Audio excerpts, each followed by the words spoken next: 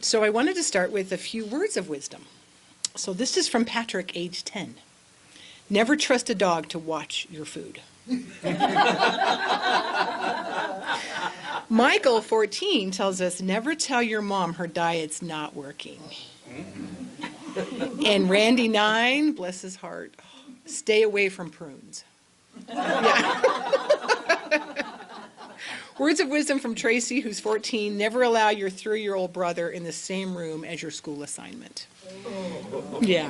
Oh, I love this one. Mark, who's 9, never hold a dustbuster and a cat at the same time.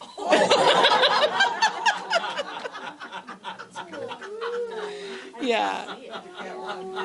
And poor Armir, you can't hide a piece of broccoli in a glass of milk. Has anybody tried that? No. Aaron is like, yeah. And Naomi, 15, said, oh, this is great advice.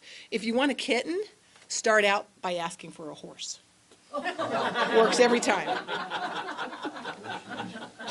And Lauren, 9, warns us that felt markers are not good to use as lipstick. No, Joel, yeah, exactly. Joel, 10, don't pick on your sister when she's holding a baseball bat. Or in my case, it was a broom. So just. And Eileen, at age 8, never try to baptize your cat. So each month we try and focus on one of the 12 powers or attributes that have been identified by Charles Fillmore, the co-founder of the Unity movement. The 12 powers, just as a quick review, for those of you who might be new, the 12 powers or the attributes, as described by Charles, are the 12 fundamental aspects of our divine nature, the 12 components of God's image and likeness in humankind. They are divine ideas from the one divine mind that establishes a pattern for perfection within us. These attributes can be used on the personal level or the spiritual level. And this is the first and second coming that's mentioned in the scriptures. The first coming is the receiving of the truth in the conscious mind.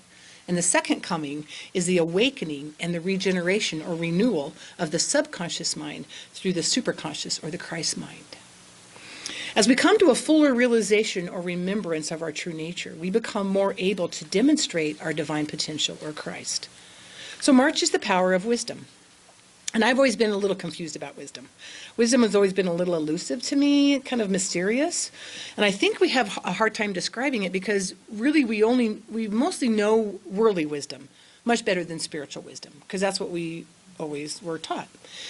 But growing up, hearing the story of King Solomon, I thought wisdom was something that was just given to you by God, like the story in 1 Kings. The story goes that Solomon made a sacrifice to God, and then God later appeared to Solomon in a dream, asking him what he wanted. Solomon asked for wisdom. Pleased, because he didn't ask for self-serving rewards like long life or the death of his enemies, which I guess they did in that days. I don't know that I have any enemies that bad. Yeah. God personally answered Solomon's prayer, promising him great wisdom. So I figured as long as I wasn't self-serving or vindictive in any way, that I should be able to have a little wisdom bestowed upon me, right? Then as I got older, I realized that it came from life experience, trial and error. Or in my case, dumb mistakes and dumber mistakes. Oh. That's all it was.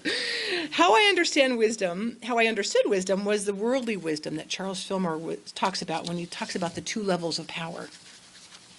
Worldly wisdom is the ability to use knowledge, knowing about worldly things with the ability to use them. Like we say, what is that? Knowledge is knowing what to say. Wisdom is knowing when to say it. Spiritual wisdom is intuitive knowing. It's spiritual intuition, the voice of God within as the source of our understanding. It's a mental action based on the Christ truth within. Wisdom includes judgment, discernment, and intuition, and all the departments of mind that come under the head of knowing. This knowing capacity transcends intellectual knowledge. Judgment is the mental act of evaluation through comparison or contrast. It can be exercised in 2 ways, from a sense perception or spiritual understanding. If judgment is based on sense perception or our personalities, its conclusions are usually erroneous and very condemning. But when we allow our spiritual understanding, our individuality, to inform judgment, its conclusions are spirit-filled and more benign. We are no longer influenced by worldly wisdom. We can clearly discriminate between good, bad, evil, whatever you want to call it, through our divine inner intuition. We see and evaluate people and events from a totally new perspective.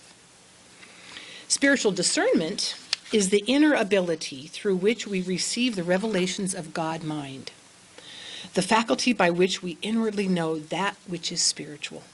It indicates the insight into divine law. Spiritual discernment always places wisdom above the other faculties of the mind and reveals that knowledge and intelligence are always secondary to understanding. Then there's intuition. Intuition is the natural knowing capacity, inner knowing, the immediate understanding of spiritual truth without using the intellect, the wisdom of the heart. When we trust spirit and look to it for understanding, a certain confidence in the invisible good develops. This faith wakes up the so-called sixth sense, or divine knowing. Through the power of intuition, man has direct access to all knowledge and the wisdom of God.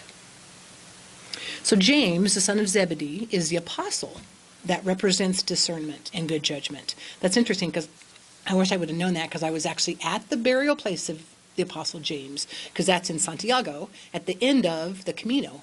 When I walk the Camino, that's where you go, is to the burial place of St. James. So I actually saw the tomb. So James is the faculty in humankind that wisely chooses and determines. The house or the throne of this wise judge sits at the nerve center called the solar plexus, or the pit of the stomach, which makes sense, because according to the Metaphysical Bible Dictionary, the solar plexus is the vital organ of the organism, the vital center of the organism, through which the subconscious mind connects with the physical body. Think about the phrases we often use. Just, I had a gut feeling. Follow your gut, you know. As much as I thought wisdom was a passive attribute that was bestowed on you if you weren't self-seeking or vengeful, I now know that it is an action. There's an action in wisdom. Because our ego mind will always be the loudest and the first voice we hear, it will be the most convincing and confusing. But our God mind is a still small voice, clear but not demanding, always valuing ourself, our free will. As we begin our spiritual awakening or remembering our true nature, we may need to use a little more action when calling on wisdom. The more we practice activating it, the quicker we are to hear the God voice over the ego voice. So how do we activate our spiritual wisdom over worldly wisdom? We have to decide. We have to decide to pause, step back, step aside, and let inspiration guide us. So first we pause. The decision to stop in the moment. Begin with a 1 moment pause, then rest. Continue pausing for as long as you need to. We pause before we make a decision, accept or act on misguided thoughts, or unconsciously say or do something destructive. Pausing is saying, I am willing to experience my calm, quiet mind. Next, we step back. The decision to get out of our own way. Step back from feelings, thinking, planning, figuring, judging, saying and doing. Just step back. No need to push them away. Just allow room for another way. Breathe. Give some space. Let your mind be a clear slate. Stepping back is saying, I'm willing to allow room for another way. We then step aside. The decision to invite inspiration within to help. Allow stillness to replace the chatter. Rest in quiet patience. Be open to receiving inspiration's help. Put forth your questions, thoughts, and/or concerns. Am I willing to ask, is there another way? What will truly be helpful right now in this moment? Stepping aside is saying, I am willing to receive inspiration. Lastly, we let inspiration guide. The decision to choose my inspired mind and follow the wisdom of inspiration. Relax, listen, and open to be helped. Be humbly available to inspiration. Humbly, I think, is the key word there. No hurry. Follow inspiration as inspired. No effort, no force, whenever you are willing. The choice is always yours. Inspiration's peace of mind is always ours to choose. Letting inspiration guide is saying, I am willing to trust that there is a wisdom and a knowing greater than what I am thinking, yet still within me. Leading into awareness of the connection to inspiration. Inspiring a way of being truly helpful in the world right now. So these are the four decisions that can connect us to divine wisdom within us. These four decisions were inspired by the Course in Miracles. What Jesus teaches in A Course in Miracles is to stop and ask the Holy Spirit to interpret the situation that we may get out of our ego mind and allow true vision or spiritual vision to see for us. I love that. That has saved me over and over again. It's my practice constantly. In Unity, we're taught basically the same thing. We're taught to stop, go into the stillness, and allow our superconscious or Christ mind to inspire us to choose or to act. Choosing from our ego mind or sense perception, we will automatically see separation. Our separation from each other and from our God self. This separation induces fear and guilt. And this is the place from which we will choose to see the world and everyone in it. When we instead choose from our divine mind, we see oneness and unity with our higher power and with each other. This oneness allows us to see only love and forgiveness. Remember, spiritual wisdom is intuitive knowing, spiritual intuition, the voice of God within as the source of our understanding, mental action based on the Christ truth within. We have an unlimited, ever-present source that is available to us at all times, one that will show us the absolute truth of who we are and the absolute truth of every situation, every person, and every thought that we encounter. We cannot serve two masters. When we are listening to the ego, our ego, or basing our judgment and discernment on worldly standards, that's how we will be choosing. If we are still enough and quiet enough to hear our Christ truth within, we will be inspired to judge rightly for the best outcome. So how are you going to choose? We get to choose in every moment what we will experience. We are so loved that we even get to choose pain over peace and fear over love. We have free will. What do you want to experience? Love or fear? So I encourage you this week to practice making the four decisions. Decide from a greater knowing, and your life will be full of love in all things, in all ways. So I will close with these wise words from Rumi.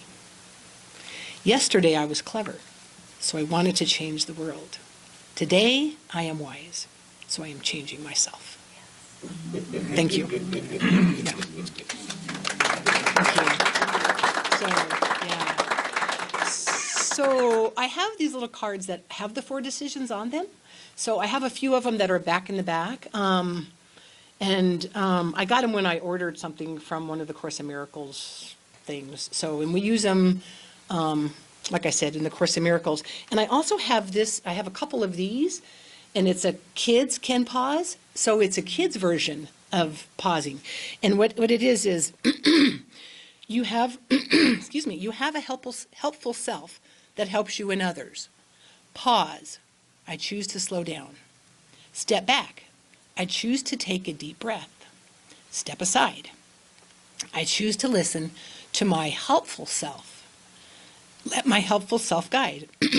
I choose to follow my helpful self who leads me to the safe, calm, kind, and helpful. So that's for the kids, and this is for adults. So these are available in the back. Like I said, I have a few. And I think there's a website if you want to check it out too as well. So thank you.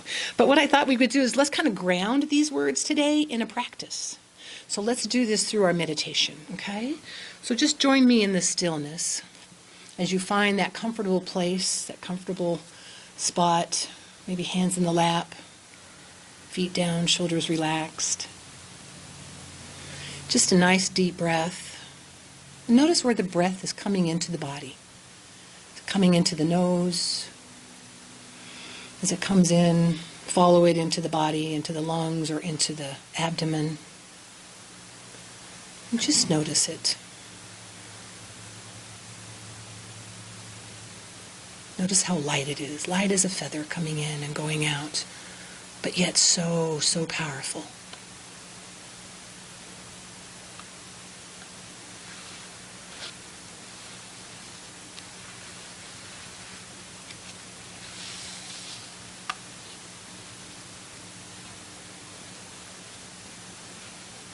And as you notice your breath, just imagine yourself pausing.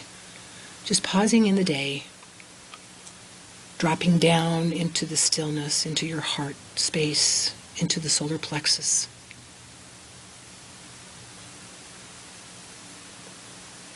Just pausing. Maybe before acting, before choosing, maybe before listening to a destructive thought that's coming in. Just pausing.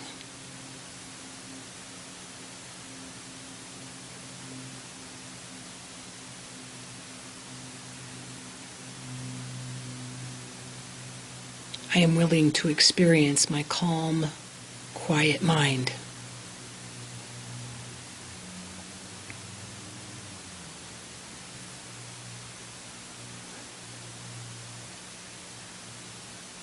Next, just try and visualize yourself stepping back, maybe stepping away from the body or just out, just getting out of your own way, stepping away from ego.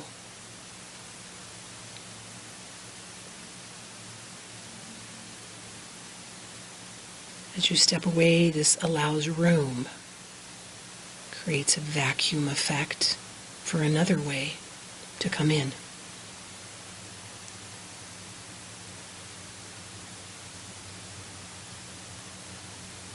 I am willing to allow room for another way.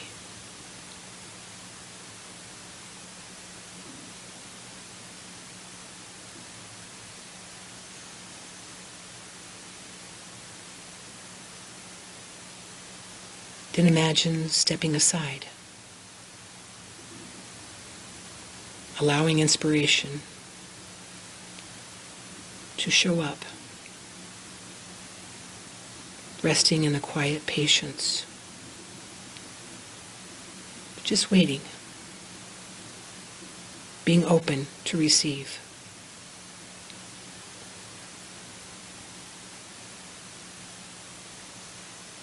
At this point, you can put forth a question, concern, an intention.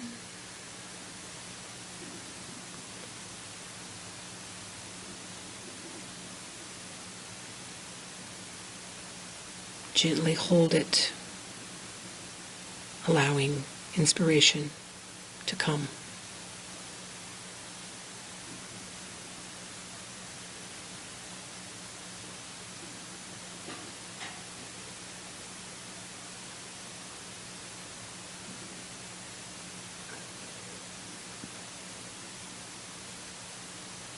I am willing to receive inspiration.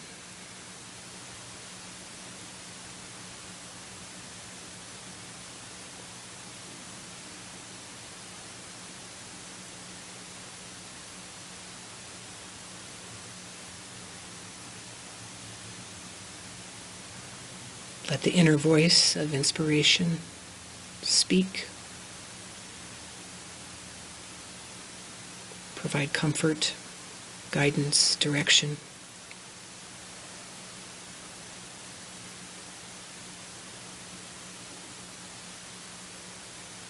relax and be open.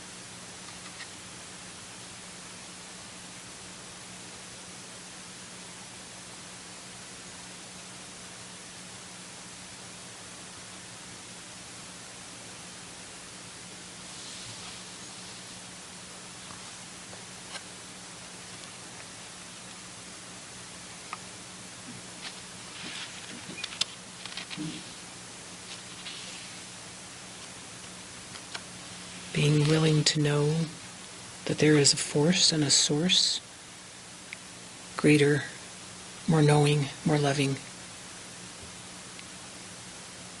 than your personality.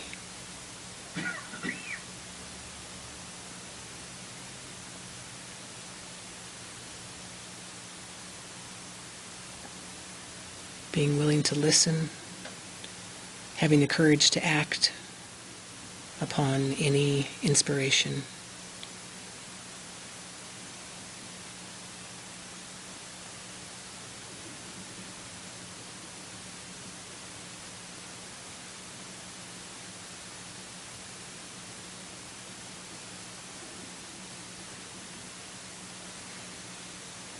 Focus now your attention on your solar plexus area, the pit of your stomach, right below the sternum.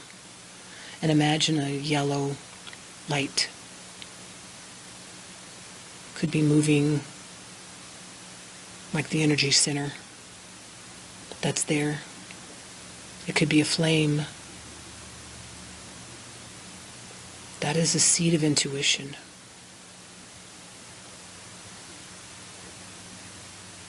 Intuition being inner guidance, inner tutorial.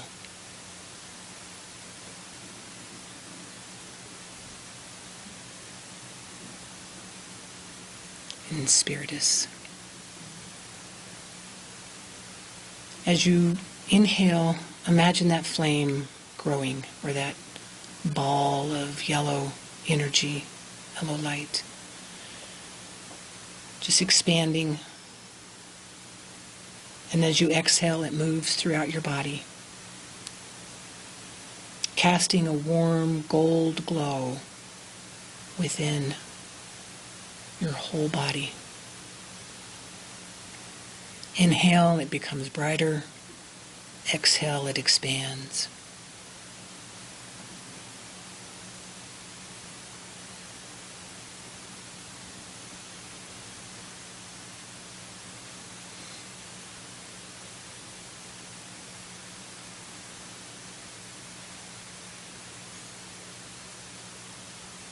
Knowing that you can return to this quiet, still space every day in order to listen, to be guided,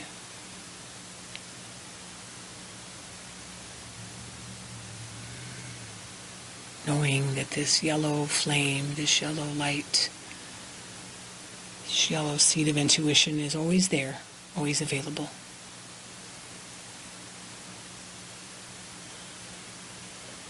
For spiritual understanding and knowing the absolute truth about every situation that you encounter.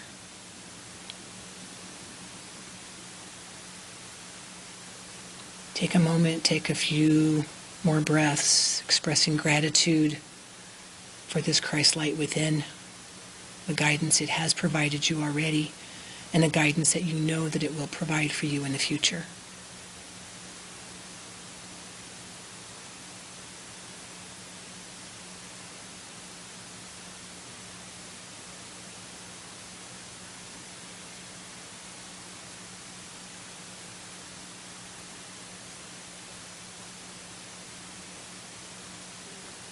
And when you're ready, you can bring your awareness back into your Breathing back into your body and into this space.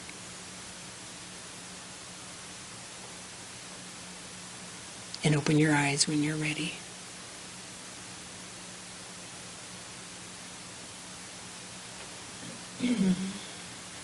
Namaste. Thank you.